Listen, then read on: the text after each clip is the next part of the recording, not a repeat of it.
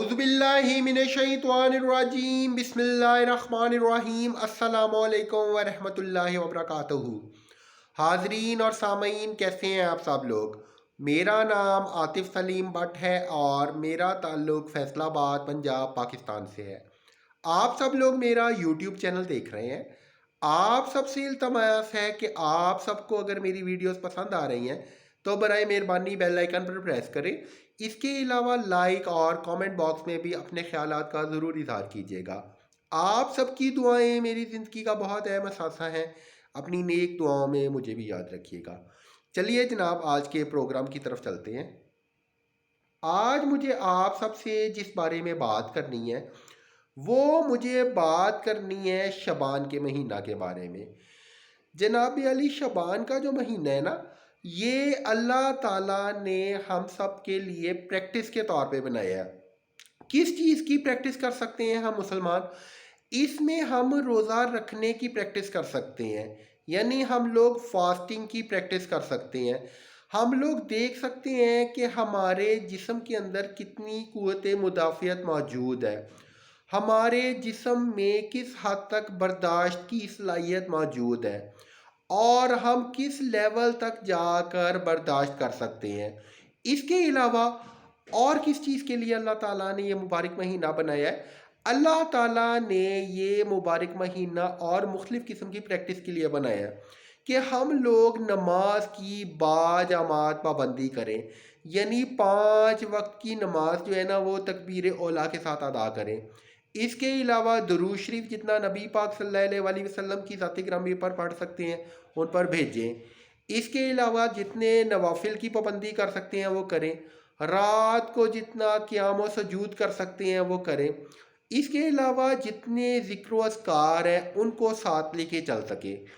ان چیزوں کے لیے اللہ تعالیٰ نے شعبان کے مبارک مہینے کو تحفہ کے طور پر مسلمانوں کو نازل فرمایا ہے۔ صحابہ اکرام رضوان اللہ اجمعین کیا کرتے تھے؟ صحابہ اکرام رضوان اللہ اجمعین اس مقدس مہینہ میں رمضان المبارک کی تیاری شروع کر دیتے تھے۔ تو ہمیں بھی چاہیے کہ ہم اس مقدس مہینہ میں رمضان المبارک کی تیاری کریں۔ تیاری کے معمول کیا تھے؟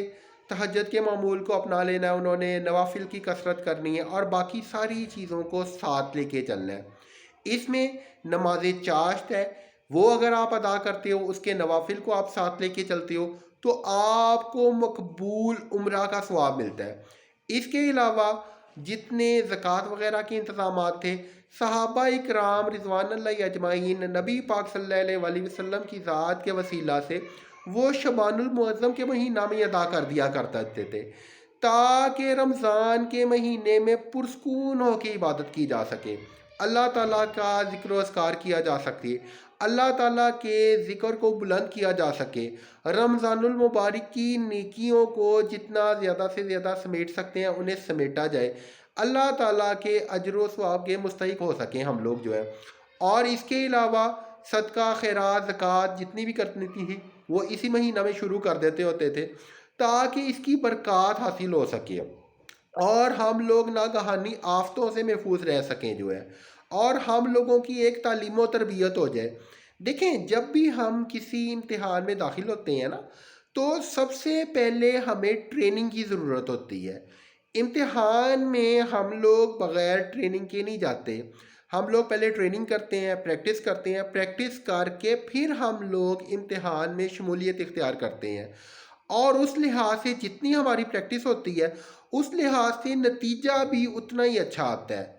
تو یہ ساری چیزیں کس مقصد کے لیے اللہ تعالیٰ نے بنائی ہیں؟ اللہ تعالیٰ نے ہم سب کی پریکٹس کے لیے بنائی ہیں تاکہ ہم نبی پاک صلی اللہ علیہ وسلم کی تعلیمات پر چل سکیں اور رمضان المبارک کی بابرکت ساعتوں سے جتنا محفوظ ہو سکتے ہیں وہ کریں۔